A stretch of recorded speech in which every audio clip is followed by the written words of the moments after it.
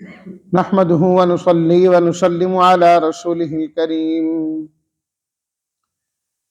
أما بعد فأعوذ بالله من الشيطان الرجيم بسم الله الرحمن الرحيم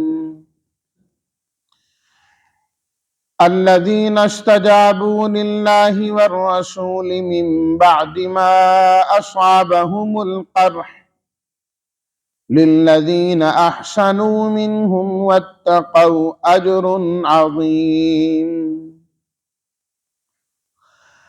الذين قال لهم الناس إن الناس قد جمعوا لكم فاخشوهم فزادهم إيمانا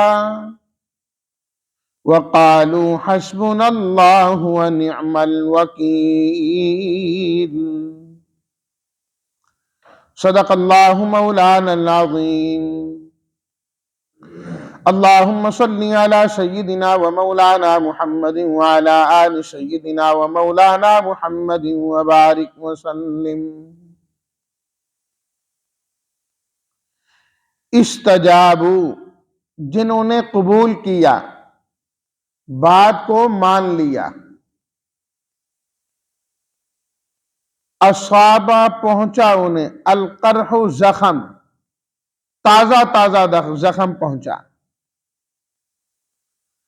للذین احسنوا، احسنوا احسان سے، جو نیکوکار ہیں، جو محسن ہیں، اتقوا جو تقوی والے ہیں، الناس اس کا معنی ہوتا ہے لوگ، جمع عربی کا لفظ اردو میں بھی استعمال ہوتا ہے کسی چیز کو جمع کرنا، فخشوا پس تم ڈرو ان سے، حسبنا کافی ہے ہمیں، اللہ ہمارا اللہ، نعمہ بہترین ہے، الوکیل کارساز۔ ترجمہ: وہ لوگ جنہوں نے اللہ اور اس کے رسول کی بات کو قبول کر لیا، مان لیا، بعد اس کے کہ ان کو زخم تازہ پہنچائے، ان میں سے جو محسنین ہیں اور متقین ہیں ان کے لیے بہت بڑا اجر ہے۔ جن کو لوگوں نے کہا کہ یقیناً لوگ تمہارے خلاف جمع ہو چکے ہیں، پس ان سے ڈرو، اس بات نے ان کے ایمان میں اور اضافہ کر دیا، اور انہوں نے کہا کہ ہمیں ہمارا اللہ کافی ہے اور وہ بہترین کارساز ہے۔ اللہ اکبر۔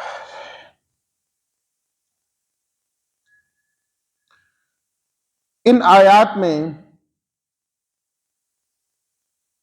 نبی کریم صلی اللہ علیہ وسلم پر ایمان لانے والے جو مخلصین تھے،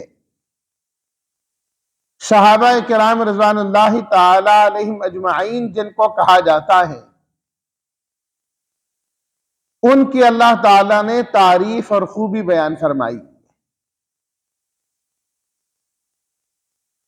چونکہ حضرات صحابہ کرام رضوان اللہ تعالی علیہم اجمعین آپ علیہ الصلاۃ والتسلیمات کے تربیت یافتہ تھے، براہ راست آپ کے شاگرد تھے۔ جب استاد کامل ہوتا ہے تو شاگرد بھی کامل ہوتا ہے، شاگرد بھی کامل ہوتا ہے۔ جب استاد نبی کریم صلی اللہ علیہ وسلم جیسے ہوں تو پھر شاگرد ابو بکر، عمر، عثمان و علی رضی اللہ تعالی عنہم جیسے ہوا کرتے ہیں۔ ٹھیک ہے ان میں نبی اور غیر نبی کا فرق ہے، اور ضرور ہے کہ غیر نبی نبی کو نہیں پہنچ سکتے، اس لیے حضرات صحابہ کرام رضوان اللہ تعالی علیہم اجمعین سے کچھ نہ کچھ کسی نہ کسی موقع پر غلطیاں بھی ہو گئیں، ان سے غلطیاں بھی ہو گئیں، لیکن یہ وہ مقدس ترین جماعت ہے جن کی رضا کا اعلان اللہ تعالیٰ نے خود قرآن مجید میں فرمایا۔ جن کی رضا کا اعلان اللہ تعالیٰ نے قرآن مجید میں فرمایا۔ آپ دیکھیں غزوہ احد کا تذکرہ چل رہا ہے، اب تقریباً اس کی تکمیل ہوئی، کئی رکوعات میں تذکرہ چلتا رہا۔ بات کیا تھی؟ صحابہ کرام رضوان اللہ تعالی علیہم اجمعین کی جانب سے جو کچھ ہو گیا اس کی تھی۔ اس کے تذکرے میں بھی اللہ تعالیٰ نے اپنے حبیب کے صحابہ کا تذکرہ کیا، تعریف کے انداز میں، بار بار بار بار بار بار، تاکہ آنے والے لوگوں کے ذہن میں کبھی ان کے متعلق کوئی منفی سوچ نہ پیدا ہو جائے، منفی سوچ نہ پیدا ہو جائے۔ آپ علیہ الصلوۃ والتسلیمات نے خود فرمایا، اللہ اللہ فی اصحابی لا تتخذوہم من بعدی غرضا، میرے صحابہ کے بارے میں اللہ سے ڈرنا، میرے صحابہ کے بارے میں اللہ سے ڈرنا، انہیں اپنے نشانے پر نہ رکھ لینا، نشانے پر نہ رکھ لینا، ان کی کمیاں اور کوتاہیاں اور یہ چیزیں تلاش کرتے رہو، یہ کرتے رہو۔ اللہ اکبر۔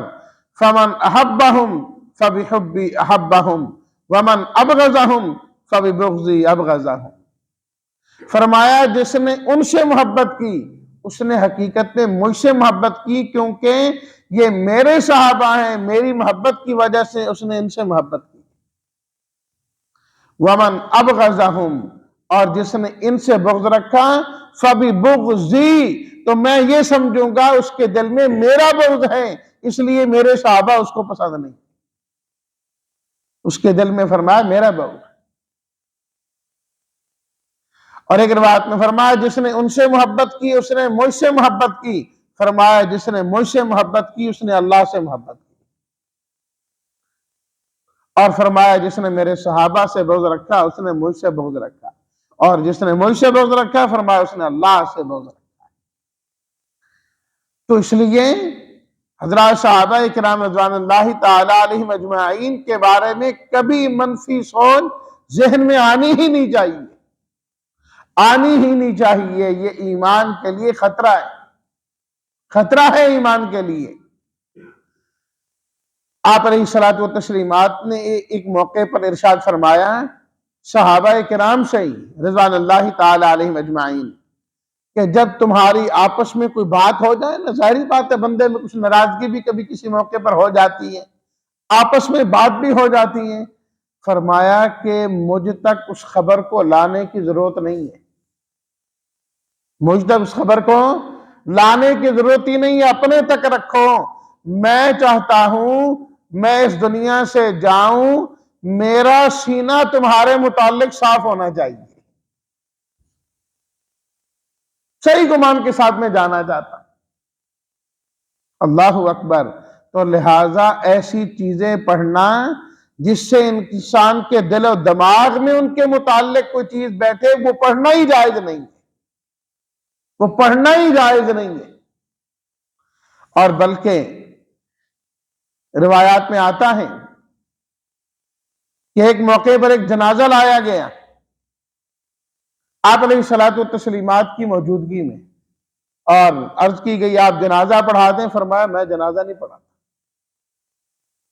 آپ نے جنازہ پڑھانے سے انکار کر دیا، عرض کیا گیا جی آپ پڑھا دیں، فرمایا نہ، فَإِنَّهُ يُبْغِضُ عُثْمَانَ، اس کے دل میں حضرت عثمان کا بغض پایا جاتا ہے، جس کی وجہ سے میں اس کا جنازہ نہیں پڑھاتا۔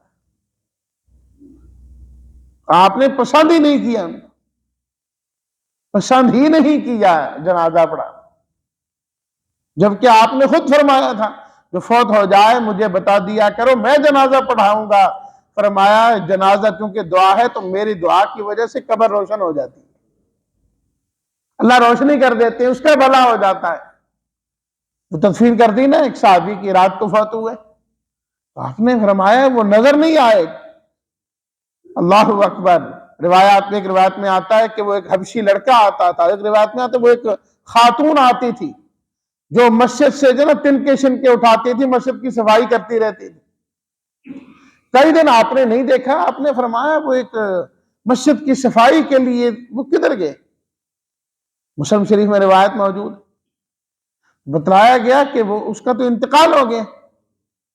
آپ نے فرمایا مجھے کیوں نہیں بتایا؟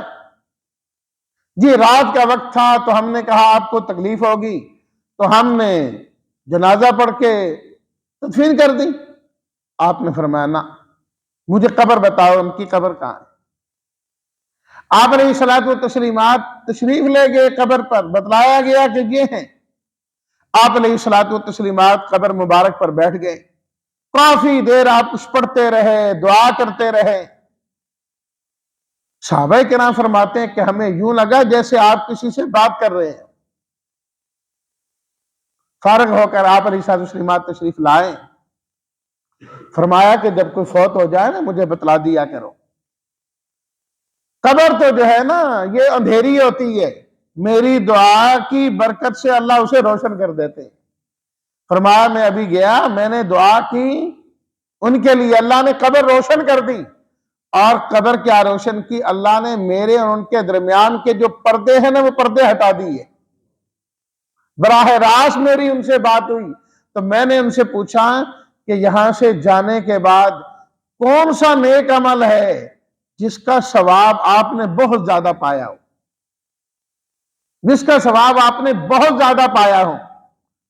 کہا انہوں نے مجھے یہ جواب دیا وہ مسجد نبوی سے جو تنکے چنتے تھے نا اس کا ثواب ہم نے سب سے زیادہ پایا ہے۔ تو مسجد کی جو صفائی ہے یہ کوئی معمولی چیز نہیں۔ تو الغرض آپ علیہ الصلوۃ والتسلیمات نے ادھر یہ فرمایا، لیکن ادھر کیا کیا؟ جس کے دل میں ایک صحابی کا بغض ہے، آپ علیہ الصلوۃ والتسلیمات نے جنازہ پڑھانے سے انکار کر دیا، پڑھانے سے انکار کر دیا۔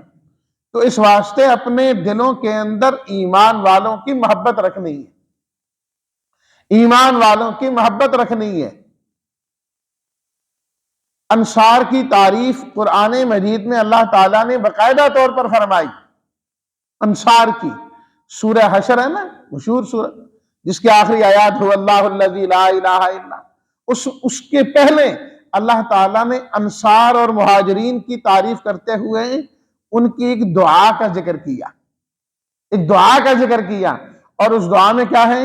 ربنا اغفر لنا وَلِإِخْوَانِنَا الَّذِينَ سَبَقُونَا بِالْإِيمَانِ وَلَا تَجْعَلْ فِي قُلُوبِنَا غِلًّا لِلَّذِينَ آمَنُوا۔ اے اللہ ہمیں بھی معاف کر دے، ہمارے بھائی جو ہم سے پہلے چلے گئے یا اللہ ان کی بھی معافی کر دے، ان کو بھی معاف کر دے، اور یا اللہ ہمارے سینوں میں کسی ایمان والے کا بغض اور کینہ اور حسد نہ رکھنا، ہمارے سینے کو ایسا بنا دے کہ ہمارے دل میں کسی ایمان والے کے متعلق کو منفی سوچ نہ ہو۔ غِلًّا لِلَّذِينَ آمَنُوا۔ تو اس زمانے کے صحابہ کرام ان کی تو شان بہت بلند ہے۔ آج کے جو بھی ایمان والے ہیں، مسلمان ہیں، اپنے سینے ان کے بارے میں بھی صاف رکھنے،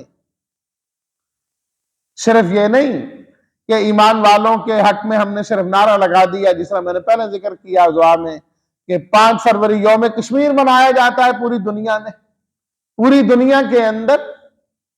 اچھا ہے، ہر ایمان والا ایمان والے کا بھائی ہے، انما المؤمنون اخوہ، سارے ایمان والے آپس میں بھائی ہیں، بھائی کو بھائی کا مددگار ہونا چاہیے، نہ کہ اس کی مدد چھوڑنی چاہیے۔ لیکن ایک تو آواز ان کے حق میں بھرپور ہونی چاہیے، انہیں بھی پتا ہے کفریہ طاقتوں کو اور کفار کو، ہندوؤں کو، کہ بس انہوں نے نکلنا ہے، 2 نعرے لگانے ہیں، بینر لگانے ہیں اور گھر کو چلے جانا ہے۔ یا زیادہ زیادہ کیا ہوں گی، مذمتی قرارداد جو ہے نا وہ منظور کروا لی جاتی ہیں۔ یاد رکھیے کہ مذمتی قراردادوں سے کبھی کشمیر آزاد نہیں ہوگا، کشمیر ہندوؤں کی مرمت سے ہی آزاد ہوگا۔ قراردادوں سے ہونا ہوتا 70 سال سے زیادہ عرصہ ہو گیا ہے، یہ اب تک آزاد ہو چکا ہوتا۔ اس کا ایک ہی حل ہے جو کفار کا اللہ تعالیٰ نے قرآن مجید میں بار بار بتایا ہے، جہاد ہے۔ آج امت مسلمہ کہ 5 سے 10 حکمران بھی اعلان کر دیں نا، بلکہ صرف ہمارے ملک کا حکمران ہی اعلان کر دے کہ ہم آ رہے ہیں جہاد کے لیے، پھر جہاد سے فیصلہ ہوتا ہے، دیکھیے پھر کیا ہوتا ہے۔ ہمارے اپنے اندر ہی ہمت نہیں۔